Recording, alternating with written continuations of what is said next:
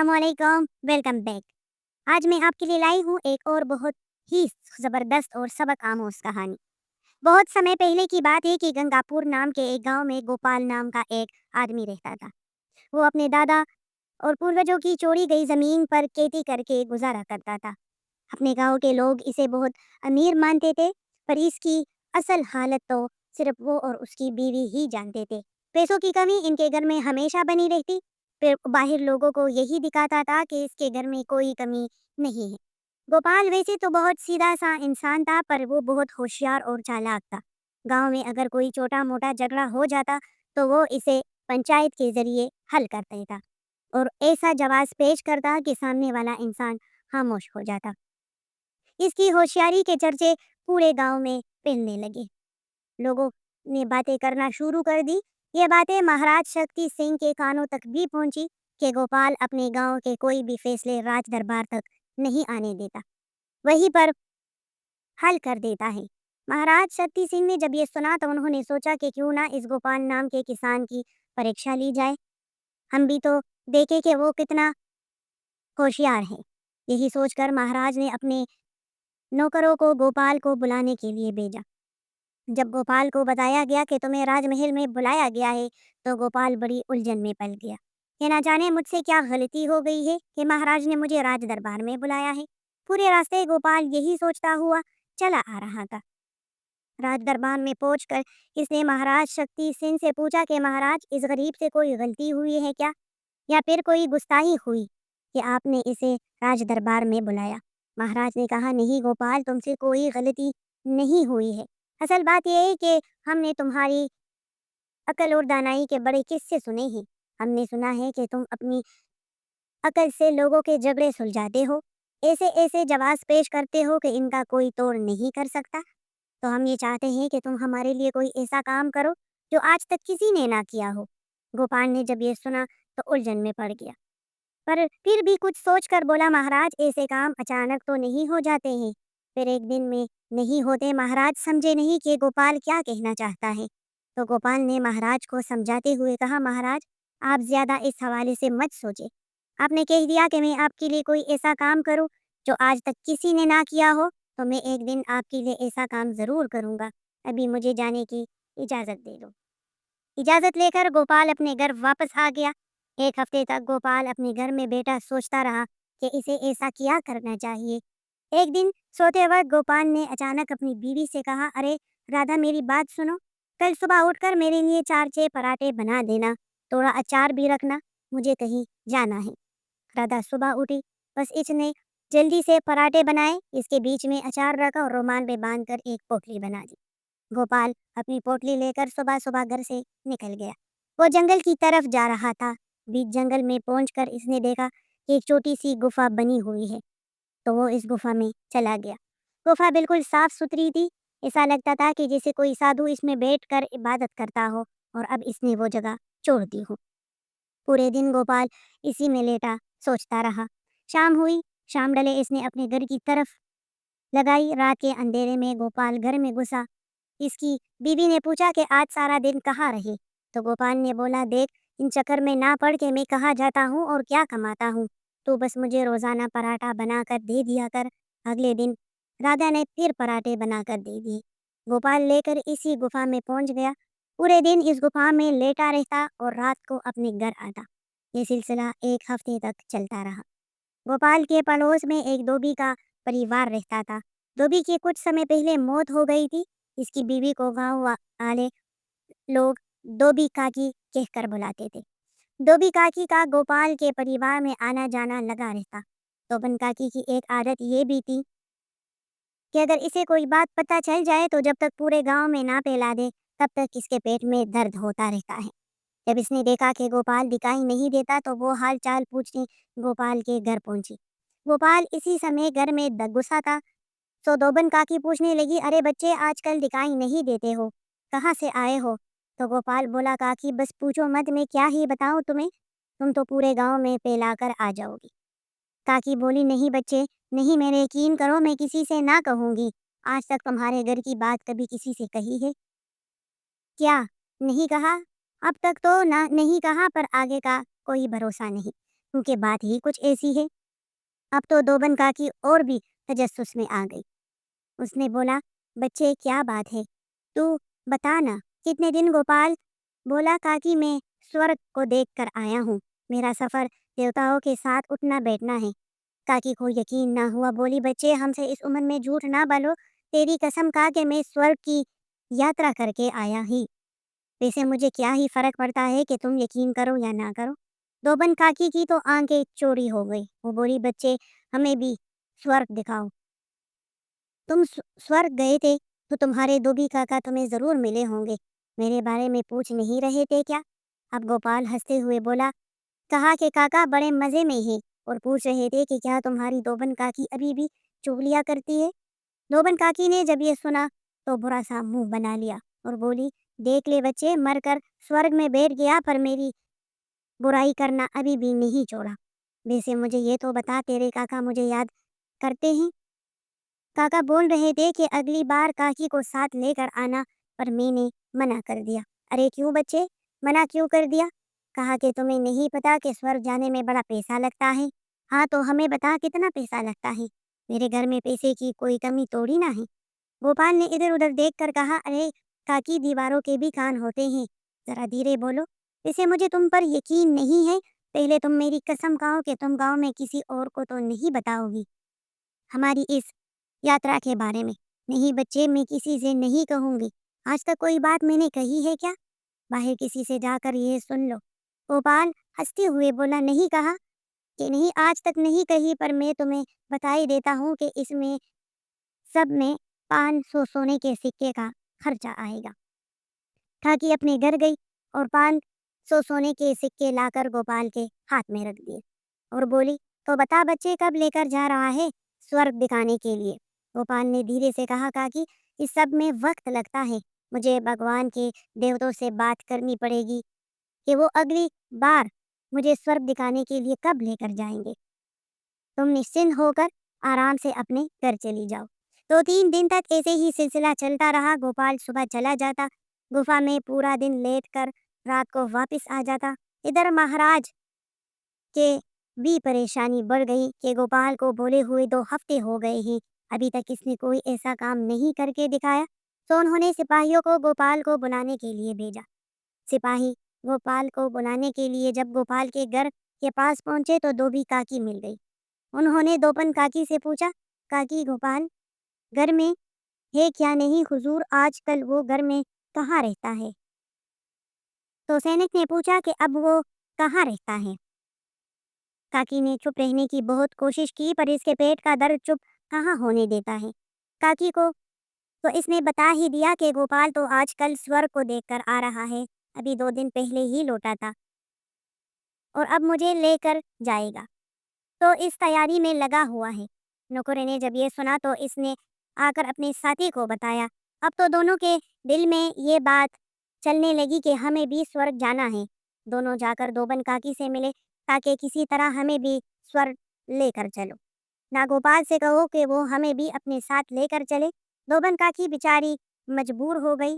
गोपाल जब अपने घर में रात को आया तो दोबन काकी सिपाहियों के साथ पहले से ही घर में बैठी हुई थी। गोपाल को देखते ही गुस्से में आ गया। काकी बोली, गोपाल बच्चे, हमने गलती से इन नौकरों को बता दिया कि हम स्वर्ग को देखने जा रहे हैं, तो ये भी हमारे साथ जाना चाहते हैं। गोपाल बोला, काकी तुम कहती हो तो ठीक है, हम इन दोनों को लेकर चले जाएंगे, पर अब याद रखना, अब किसी और को मत बता देना, नहीं तो हम सब चलने की इज्जत करेंगे। दोबन काकी बोली, नहीं बच्चे, अब मैं कहीं किसी से ना कहूंगी। दोनों सिपाही हाथ जोड़कर गोपाल से बोले, गोपाल हमें भी अपने साथ स्वर्ग ले चल। भाई जीते जी हम भी स्वर्ग देखना चाहते हैं। गोपाल बोला, देखो भाइयों, इसमें बहुत पैसा लगता है। सिपाहियों ने पूछा, कितने पैसे लगते हैं? गोपाल, हमारे पास कोई पैसे की कमी तो नहीं है।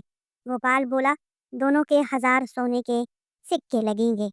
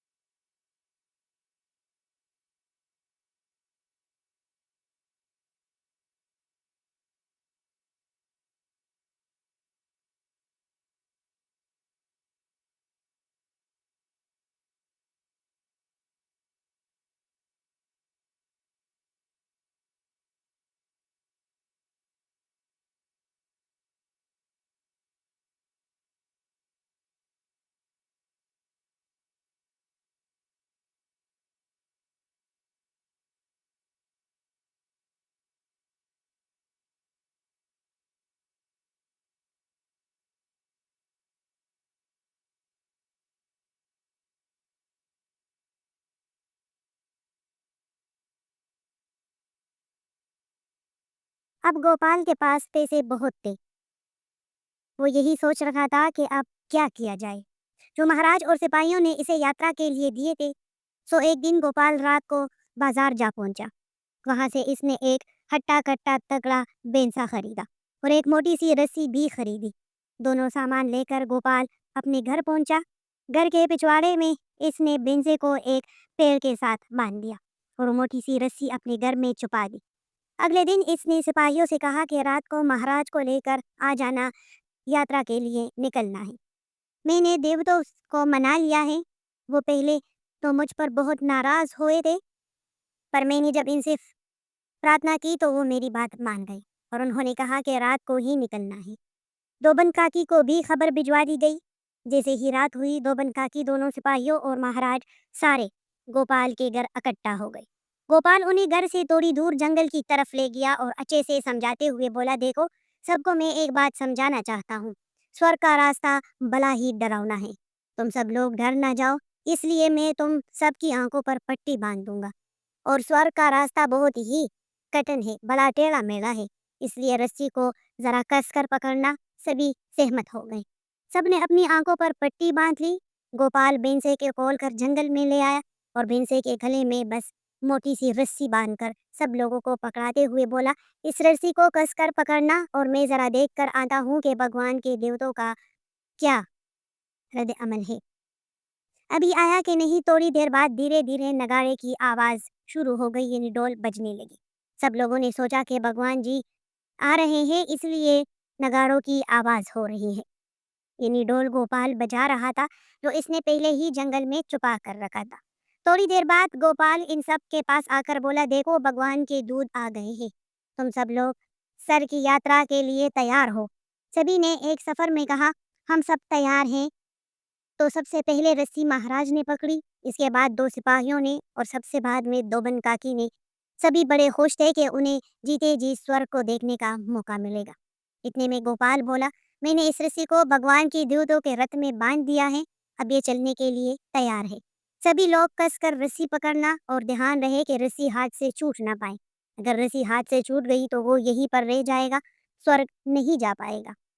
अब सब लोगों ने कसकर रस्सी पकड़ ली। गोपाल ने मौका देखते ही बेंसे में एक डंडा मारा और बेंसा दौड़ने लगा।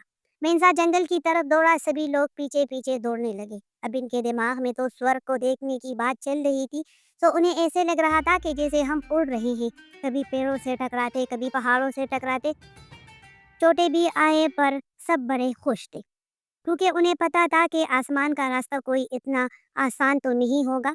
जहां पर भी बेंसा रुकता, गोपाल इसमें फिर से डंडा मारता और बेंसे के साथ ही दौड़ते दौड़ते इसने महाराज से पूछा, महाराज क्या स्वर्ग की यात्रा में आपको आनंद आ रहा है? तो महाराज बोले, आनंद नहीं, पर मानंद आ रहा है। फिर इसने दोबन काकी से पूछा, काकी कैसा लग रहा है स्वर्ग की यात्रा करने में? तो काकी बोली, हाँ आहा बच्चे, बड़ा ही आनंद आ रहा है। काकी तो काका से मिलने की आनंद में खोई हुई थी, सो इसे चोटों का भी एहसास नहीं हो रहा था। गोपाल ने फिर बेंसे पे एक लाठी मारी। अब बेंसा पहाड़ों की तरफ दौड़ने लगा। सबसे पहले दोबन काकी का हाथ छूटा और वो खेतों में जाकर गिरी। थोड़ा आगे जाने पर दोनों सिपाहियों का भी हाथ छूटा और वो एक सड़क के किनारे जाकर गिरे। सबसे आखिर में महाराज का हाथ छूटा। महाराज एक कुएं के पास जाकर गिरे। अब सुबह का समय हो गया था। पूरी रात यात्रा में बीत गई। जैसे ही दोबन काकी को होश आया तो देखा कि सब कुछ खत्म हो गया है। काकी ने बैठकर पूछा, क्या बच्चे हम स्वर्ग पहुंच गए हैं? क्या सब कुछ थम गया? अब वो बार बार यही पूछ रही थी। तो सुबह सुबह लोग अपने खेतों में काम करने के लिए आए हुए थे।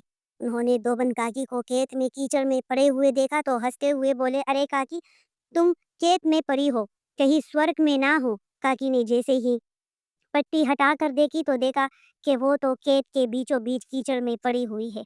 अब माथे पर हाथ मार कर बोली, होए मेरे हाथ से रस्सी छूट गई और मैं नीचे धरती पर आ गई। अब सब लोग तो स्वर्ग पहुंच गए होंगे और मैं यही धरती पर रह गई। यही सोचकर रोती हुई अपने घर वापस आ गई।